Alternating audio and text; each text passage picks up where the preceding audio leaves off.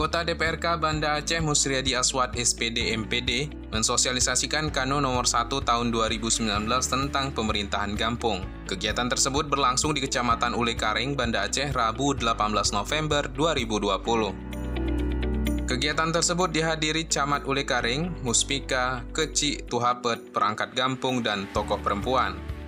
Musriadi dalam kesempatan tersebut menjelaskan penyelenggaraan pemerintah kampung yang merupakan unit terkecil dalam pemerintahan dan ujung tombak pelayanan publik harus benar-benar menekankan prinsip-prinsip tersebut dan memperhatikan potensi dan kondisi sosial budaya masyarakat setempat.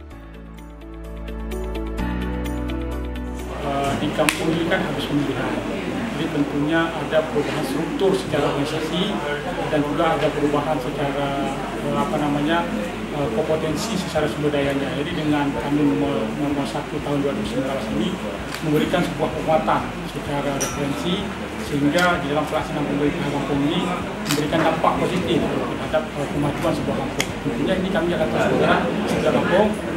Selain program lain, bahwa ini penting kami anggap bahwa ini karena ini berhubungan dengan regulasi. Jadi regulasi ini menjadi sebuah indikator terhadap kemajuan dan efektivitas dalam pemerintahan. Politisi PAN tersebut juga menambahkan aturan-aturan, petunjuk-petunjuk, dan adat istiadat yang ditetapkan oleh Kecik setelah mendapat persetujuan Tuhapet Gampung disebut Resam Gampung. Dalam wilayah kampung terdapat sejumlah dusun atau jurung atau nama lain yang dikepalai oleh kepala dusun atau jurung yang merupakan unsur pelaksana wilayah dari pemerintah kampung. Tim Humas DPRK Banda Aceh melaporkan.